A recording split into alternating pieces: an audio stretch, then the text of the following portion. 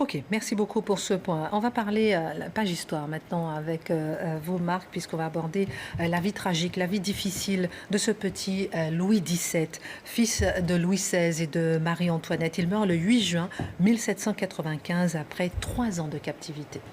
Et une vie de 10 ans seulement. Petit bonhomme, ça commence comme un conte de fées, c'est-à-dire c'est Versailles.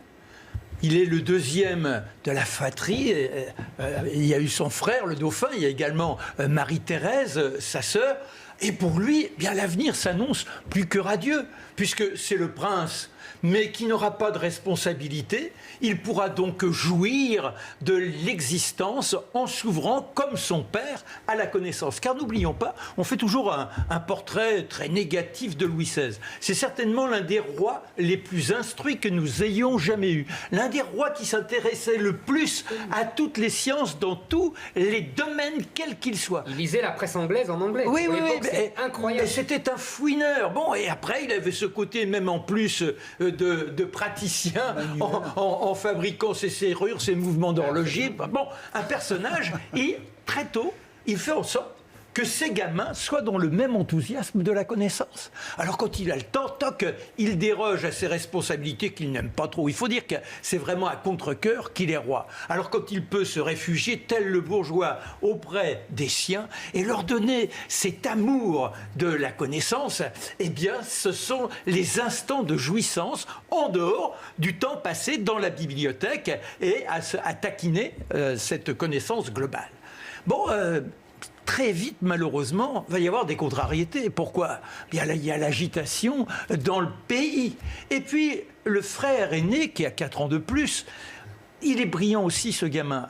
Le deuxième, il est virevoltant, il raille tout le temps, il est là, bon, on a l'impression que c'est un faux follet. Mais le grand, c'est pas mal non plus. Malheureusement, il s'éteint. Tel, je dirais, un feu de broussailles, très rapidement, il perd de son énergie. La tuberculose est en lui et va le laminer tout doucement. Tant et si bien qu'en 1789, au moment des États généraux, là où le père est accaparé par cette agitation gigantesque qui menace l'avenir du royaume et son propre avenir, eh bien, le petit s'éteint. C'est le 4 juin 1789. Marc, c'est pas parce qu'on l'a vacciné et qu'il y a eu un problème avec la vaccine, comme on disait. Alors, je crois avoir lu ça. Mais il y a différentes théories. Rien n'a jamais été prouvé en la matière. Donc, je me suis... J'ai lu ça dans Petit-Fils, vous savez, le Louis XVI de Petit-Fils, qui est remarquable. Qui est remarquable. Je ne me suis pas intéressé à ça, puisque là, j'allais parler du cadet. Voilà, du cadet. Et donc, lui aussi, il y a beaucoup de mystères. Oui. Mais attendez, attendez. Alors, c'est avant, lui, c'est après. Lui, c'est après. Voilà. La situation fait que cet enfant, qui devait être dans l'insouciance, se retrouve avec la responsabilité d'être un jour le successeur du trône. Mais dans quelles conditions ? On est le 4 juin, le 14 juillet, et puis cette France qui s'enflamme, et les drames ne vont cesser de se succéder. Et l'enfant Guilleret, là aussi, il va commencer à pâlir. On passe du ciel radieux à ces nuages qui viennent couvrir son quotidien. Passons les étapes. La première, c'est lorsqu'il voit déferler à Versailles les femmes enragées qui demandent du pain et qui crient, eh bien, à bas la royauté, la guillotine. Et sa maman qui est obligée de le prendre, lui et sa sœur, pour se présenter au balcon, dit non, pas les enfants, on veut l'Autrichienne. Il est là, il pleure en regardant cette scène atroce. Il y a eu des morts, le sang a coulé. C'est l'un des premiers drames qui le marque. Allons ensuite du côté de la fuite. C'est Varennes. Nuitamment, on s'en va, on est dans un fiacre, on est là cahotant, papa est déguisé en domestique, maman est méconnaissable, et lui est calfeutré, que se passe-t-il ? Et le drame à Varennes, on les reconnaît. on le met dans une chambre au premier étage pour dormir, mais quand on repart dans l'autre sens, c'est sous les « Ah, ça ira, ça ira, ça ira !» et on laisse les fenêtres ouvertes pour montrer ces fuyards, ces traîtres, ceux qui voulaient faire tomber la révolution. Et à ce moment-là, il entend « Ah, la garce! Ah, la vipère !» C'est sa mère qui est traitée ainsi. Alors il demande ce qu'est une garce. On lui dit bah, une garce, c'est quelqu'un qui n'est pas très bien. Bah, alors c'est pas ma maman. Il avait quel âge là? Bah, là, il a 4 ans et demi. Mais il est conscient de tout ce qui se passe. Bien sûr. Et il dit mais moi, quand je serai roi, eh bien je tuerai ces dames qui crient les garces. Vous voyez comment on est déjà dans l'imprégnation. Continuons. On essaie de s'accrocher à la réalité, brinque-ballante. La famille est installée donc aux Tuileries. Il y a eu cette rupture entre le faste de Versailles et le palais sinistre qui est celui des Tuileries. Mais ce n'est rien par rapport à ce qui les attend. Le déferlement, le 9 août, et là, eh bien, la royauté qui tombe véritablement, et on se retrouve 5 jours plus tard au Temple. Le Temple, c'est l'horreur absolue.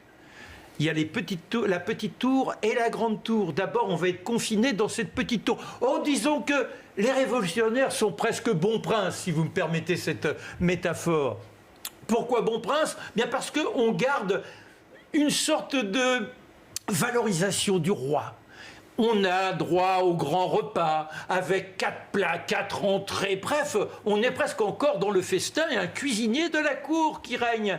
Et le roi peut donner les leçons qu'il souhaite à son petit garçon.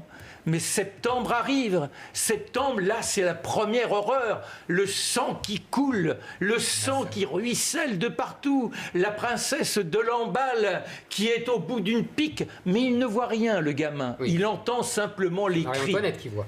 Non, même Marie-Antoinette, on l'avertit, elle entreaperçoit, mais en réalité, il y a une sorte de traumatisme de fiction, si je puis dire. D'accord.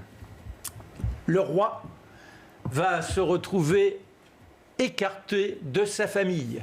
Et puis après, au contraire, avec son garçon, pendant 1 mois et demi, ils vivent tous les deux.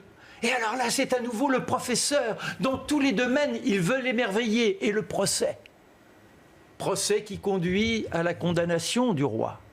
Et à nouveau, la séparation, mais elle est définitive. Et le petit gamin, un 20 janvier, avec maman, la sœur du roi, tous en pleurs, ce ne sont plus des gémissements, ce sont des cris d'épouvante, commencent à s'accrocher à l'avenir. Et le roi, d'une dignité invraisemblable, d'ailleurs il mangera même un poulet rôti juste après, dit « on se verra demain matin ». Bien sûr, il évite les dernières étreintes. Et l'enfant, avec sa famille, forcément, vit tellement mal la situation que c'est la maladie. Il est là, il dépérit. Marie-Antoinette, en deuil, devient un véritable squelette. Et puis, il y a la dernière séparation.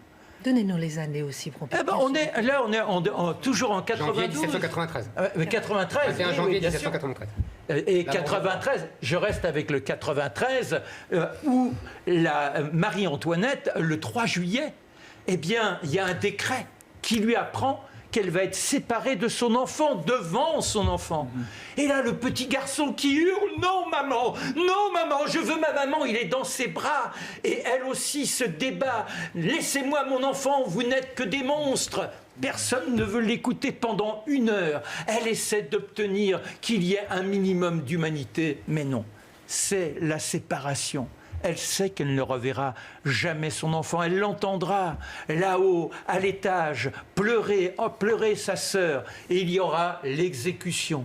Ils ne sauront jamais, les enfants, qu'elle a été, elle aussi, guillotinée. Mais lui se retrouve au contact d'un cordonnier, un salopard, qui s'appelle Simon. On va en faire un républicain de ce bougre. Il s'appelle Capet. Il n'est pas du tout appelé à un avenir de roi. On lui met un bonnet phrygien sur la tête. On lui fait chanter la carmagnole. On le fait traiter de tous les noms, les aristocrates. Bref, au fur et à mesure, il décline. Un jour, Barras lui rendra visite alors qu'il a été placé en situation d'isolement total pendant 6 mois. Il n'y a qu'au guichet qu'on lui livre la nourriture le soir et le matin. Et le reste du temps, enfermé, il ne sort plus. Ce qui fait qu'il a les genoux, les articulations qui sont nouées et gonflé. Barras voit ça. Alors, Marc Menon, on essaie de le relancer. Le temps nous presse parce qu'il a été emmuré en une phrase. Il a été emmuré, il a été maltraité. C'est ce que je vous dis là. Et comment il a fini Eh bien, il finit que quand Barras dit il faut le redresser, il demande à Darceau de s'en occuper, mais c'est trop tard. Horrible. Alors là, on lui donne à manger et tout, mais il a en plus la tuberculose aussi qui le lamine, et il s'éteint le 8 juin 1795, et on fait comme s'il n'était pas mort. On lui livre malgré tout les repas parce qu'on ne sait pas comment annoncer la nouvelle et on ne veut pas être accusé d'assassinat. Il sera malheureusement livré à la fosse commune.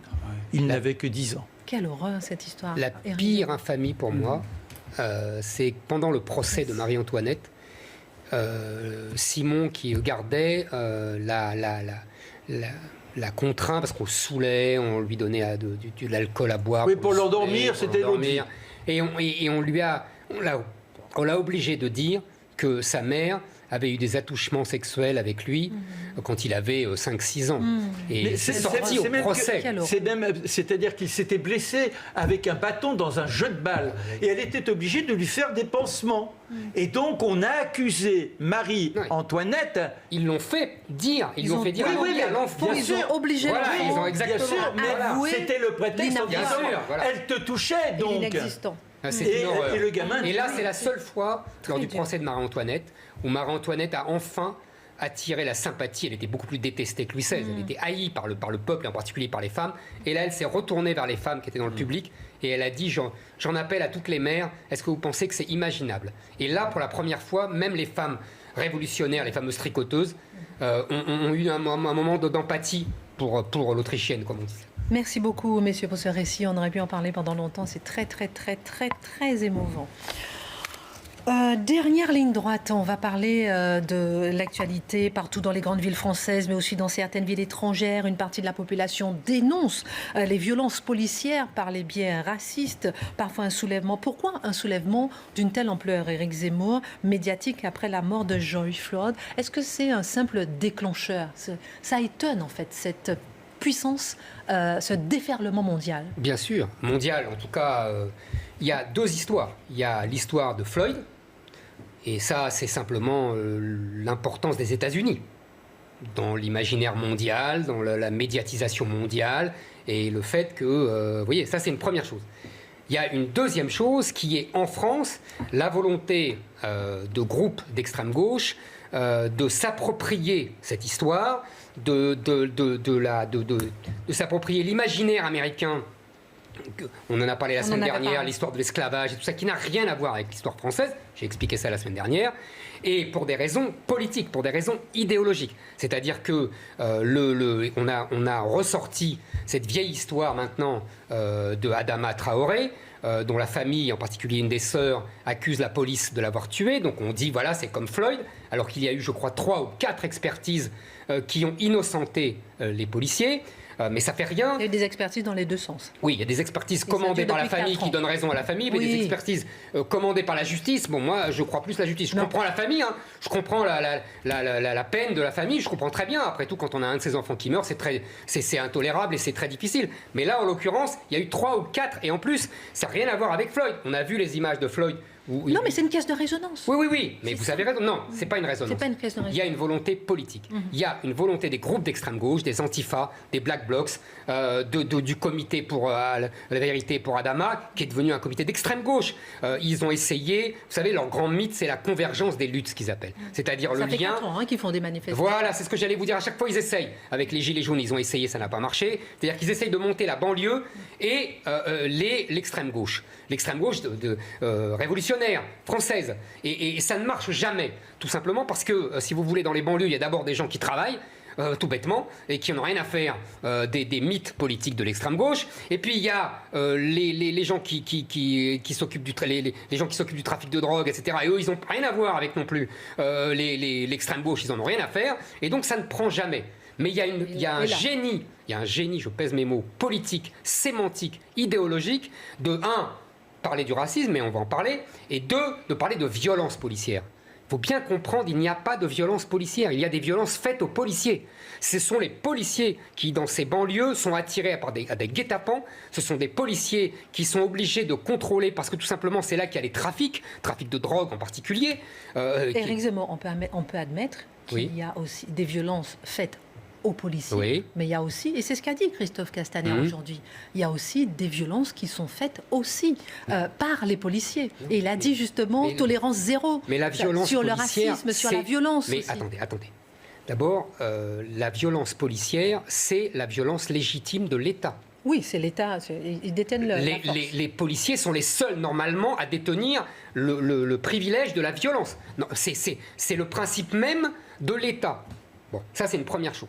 Donc, le fait que le ministre de l'Intérieur donne crédit à la sémantique d'extrême gauche est déjà un acte de faiblesse. Qu'il parle de violence policière, c'est leur donner raison. En plus, je rappelle que ces manifestations étaient interdites. Elles étaient interdites. Comme dans le monde entier. Comme dans le monde entier. Mais en France, la police n'a absolument rien fait. Ils ont eu des ordres. On voit le 2 poids 2 mesures avec les gilets jaunes qui se faisaient taper dessus à bras raccourcis. Il y a là une différence de traitement incroyable. Deuxièmement, quand le ministre de l'Intérieur parle de racisme, là aussi, c'est donner crédit à un discours d'extrême gauche qui parle de racisme systémique. C'est-à-dire qu'ils expliquent que l'État est structurellement raciste, que la France est un pays raciste et que la police n'est que le bras armé de ce racisme d'État. C'est quand même extraordinaire. Et le ministre a l'air d'avaliser ce discours en disant « Mais oui, je vais faire attention qu'il n'y ait pas de racisme ». Mais ce n'est pas. Il devrait au contraire défendre sa police, défendre ses fonctionnaires, et parce qu'ils font le sale boulot. Donc vous vous dites, comme le Rassemblement national, Macron et Castaner lâchent la police et la gendarmerie. Je trouve que Castaner, oui, et c'est honteux alors de lâcher à ce point de ne pas défendre sa police. Ah oui, c'est honteux. Parce que je rappelle, la police fait le boulot. Regardez cette histoire de Adama Traoré. Il est mort, c'est tragique, etc. Mais il n'est pas du tout mort par des violences policières. Il s'est enfui. Il avait 17 procédures judiciaires. Il avait fait de la prison. Quand les policiers le poursuivent parce qu'il s'enfuit. Il n'était pas venu pour lui, il était venu pour un de ses frères. Pour son frère, parce que le poursuivent. Il y a dans cette fratrie. Trois gendarmes ont été quand même sur son corps. Ah, non. C'est ce que les gendarmes même ont dit dans leur. C'était pour son corps parce qu'il s'enfuyait. Oui. Ah oui. Oui, mais il est quand même mort à la suite de ça. Mais il est mort à la suite de ça. On n'est pas la justice, bien on sûr. Peut pas dire. Mais bien sûr, mais je vous dis, les expertises prouvent que c'est pas les policiers. Pas toutes les expertises. Les expertises de la justice. Excusez-moi, l'expertise de l'État. Bon. Et deuxièmement, je répète que ce type-là était un multirécidiviste, comme pas mal de membres de sa famille. Il y avait une fratrie à Beaumont-sur-Oise. C'est pas une raison. C'est pas une raison. Évidemment, c'est pas une raison. Moi, j'ai jamais dit que c'était une raison. C'est pas une raison non plus qu'il soit tué. Mais il n'empêche que ce n'est pas un saint. Ce n'est pas une victime. C'est quelqu'un qui s'est enfui alors qu'il arrive à la police, il avait de l'argent, je crois 1000 euros en liquide. Donc il n'était. Je continue. Oui, ça ne justifie pas. Même s'il avait tué quelqu'un, ça ne justifie pas. Mais bien sûr que ça ne justifie pas. Mais ce que je veux dire, c'est qu'il est mort dans une intervention policière parce que simplement il avait provoqué cette intervention policière. C'est les risques du métier, si j'ose dire, c'est tout.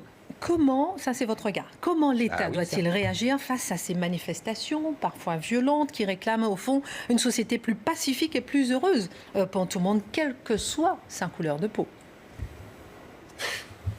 Mais vous savez... Ma question vous choque? Non, pas du tout. Pas du tout. Vous avez raison, il faut toujours une société pacifique. Mais ça, c'est très bien. Une fois qu'on a dit ça, qu'est-ce qu'on fait? Ça permet d'occulter la réalité. C'est-à-dire? C'est-à-dire que le problème de fond, c'est les trafics. C'est la délinquance.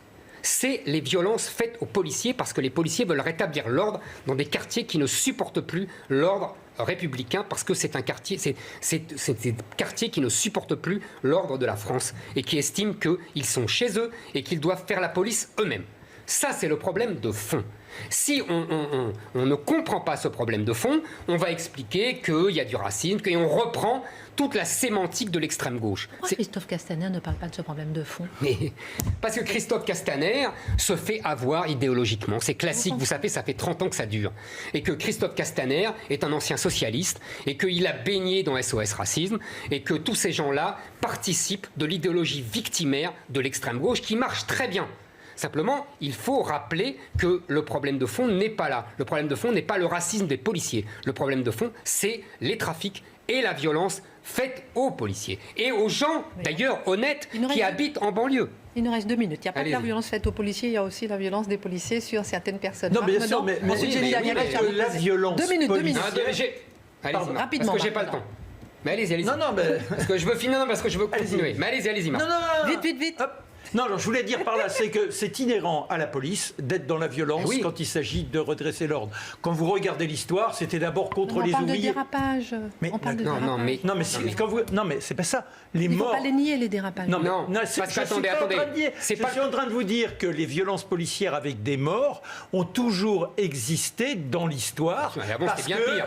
Alors, voilà, c'est ça que je veux dire. D'accord.